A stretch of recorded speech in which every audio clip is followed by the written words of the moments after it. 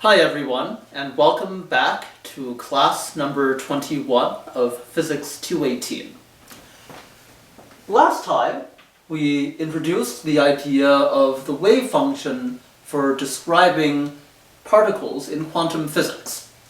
We talked about how the probability of finding a particle in one dimension between x0 and x1 at time t is given by the integral of the probability density, which comes from finding the modulus squared of the wave function. We also discussed the idea of normalization.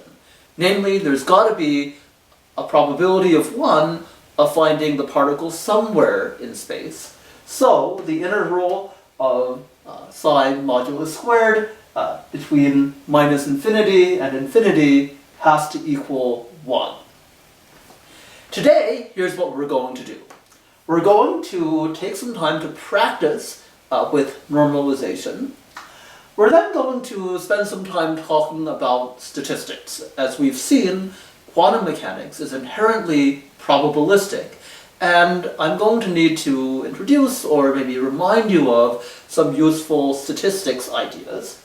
So in statistics language, we'll be talking about average values and standard deviation.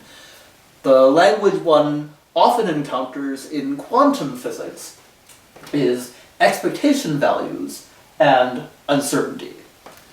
So we'll define these things and then also practice applying those ideas.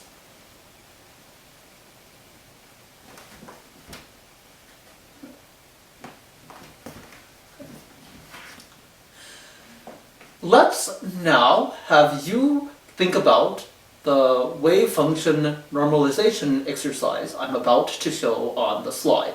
Now, as we've seen a couple of times already, if we're just thinking about the spatial dependence of the wave function at some fixed instant of time, I might write a lowercase psi of x just to denote the spatial part of the wave function.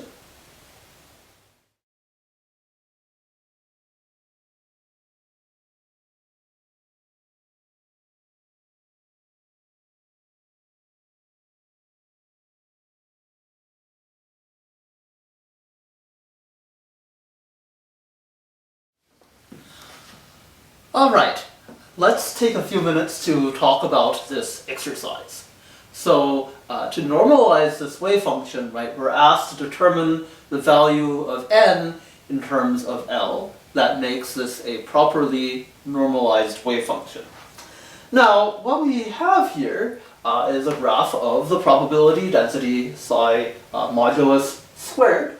And so our normalization condition is as follows, right? We need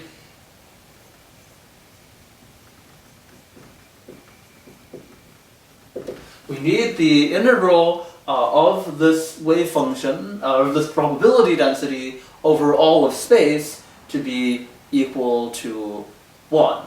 Now, if we assume that the wave function is 0 outside of minus L to L, right, what we have then is 1 being equal to, right, instead of writing out minus infinity to infinity, I'll just write minus L to L of our probability density dx. Now, this integral is none other than the area of our triangle.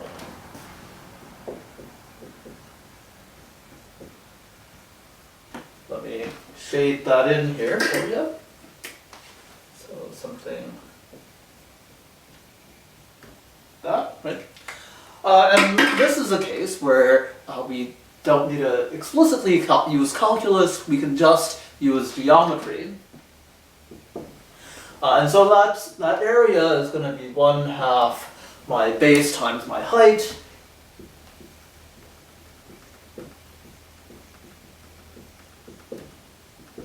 Which is here, our base is minus L to L, so that's 2L. And our height is n squared. And that all has to equal 1. At this point, we can go ahead and solve for what the normalization constant n is. So we have these factors of q canceling, so we have 1 equals L times n squared, and if I now divide both sides by L and take the square root, we find that n equals 1 over the square root of L.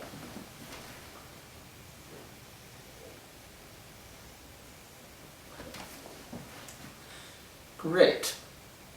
Now, there's one more thing you might think about, which is that I took the entire triangle here in this calculation, but this wave function, or this probability density, happens to be symmetric. It's got this mirror symmetry about the vertical axis. Oftentimes in physics, we want to use symmetry to our advantage. You've probably already taken advantage of symmetry arguments when you were calculating electric and magnetic fields of continuous distributions in Physics 118. This class is no different. We're going to make use of symmetry as well. So notice I could have maybe just gone and found the area of half the triangle, so like between 0 and L. And then we know that the total area, the total shaded part in red, is going to be double the area of the right side because of the symmetry. What I'm going to do now is formalize that a little bit, because it's going to be useful for other calculations we're going to do going forward in the course. Okay, so let's now define some things about symmetry. So we're going to define the following. A function and I'll just use f of x for now. Function f of x is even if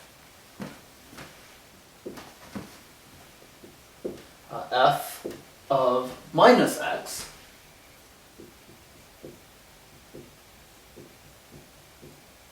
equals f of x, and a function is odd if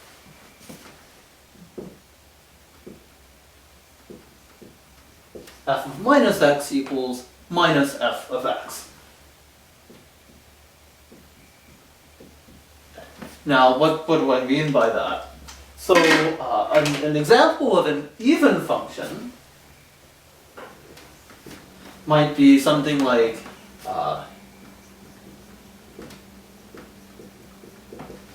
f of x equals x squared. Now let me sketch that for you. So, oops, x. Right? F of x equals x squared is just a parabola centered at about the origin.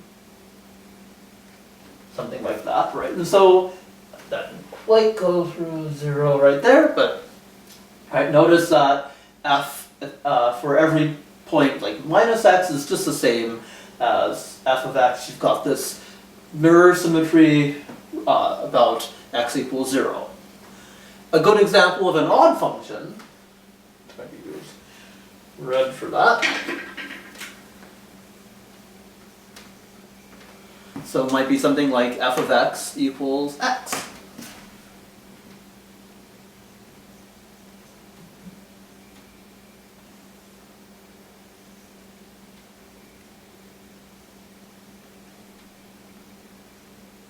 Again, now for f of x, right, so minus f, so right, every minus f of x is, sorry, f of minus x is equal to f of x.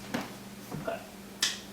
So why is this useful, right? It's useful because we can note two things about integrals of odd and even functions. So, so if f of x, I'm not going to prove this, but if f of x is even,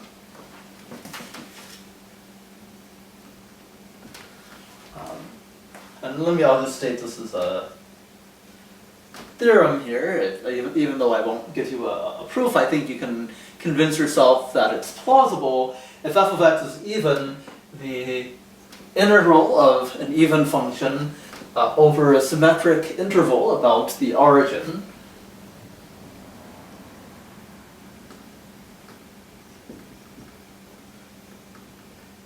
is just twice the integral from 0 to one of the endpoints.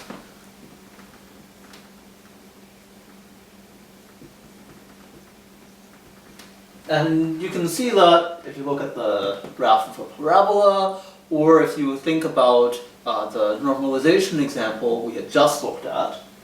And if f of x is odd, then the integral of the function, of an odd function over a symmetric interval, right,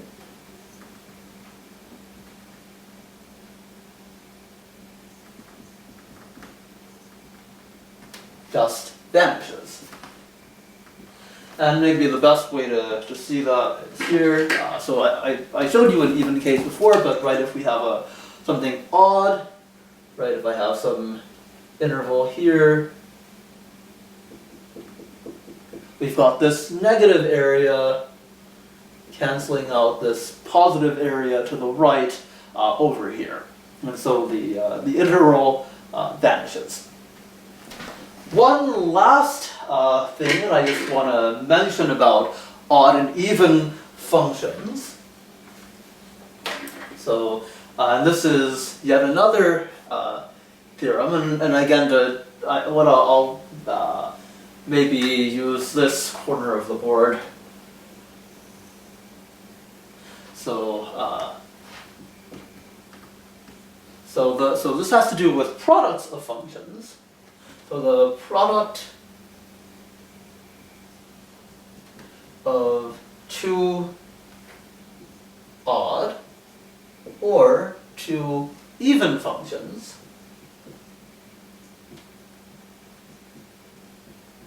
is even. Just like you get with like odd and even numbers, which is probably where this terminology comes from.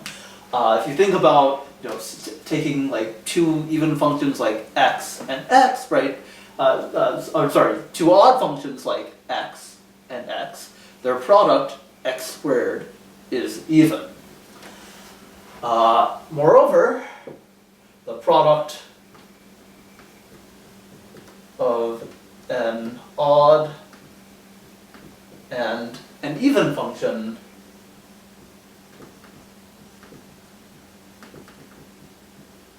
is odd.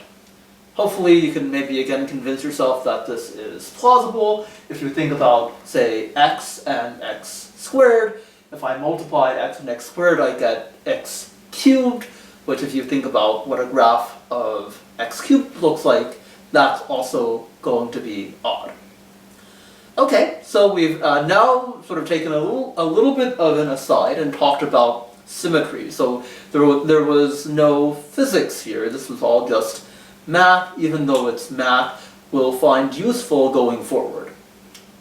In our next video, we will start to look at some statistics ideas and how they can be applied to quantum physics.